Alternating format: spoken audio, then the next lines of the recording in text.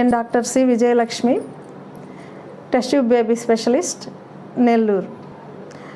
నేను నా ఫ్రెండ్స్ కలిసి సంతానలేమి గురించి తెలుగులో సామాన్య ప్రజలకి సులభంగా అర్థమయ్యే రీతిలో కొన్ని వీడియోలు చేయదలిచామండి. పుట్టకుండా ఉండే దంపతులకి 2 ఇయర్స్ పెళ్ళైన తర్వాత కూడా పిల్లలు పుట్టలేకపోతే వాటికి కారణాలు ఏంటి, ఎలా ఇవాల్యుయేట్ చేయాలి అనే దాని గురించి కానీ మాట్లాడుతాం. లేదా ఇన్ఫెక్షన్స్, దెబ్బ తగలడం వల్ల కానీ బ్రెయిన్ డ్యామేజ్ అవుతాయి.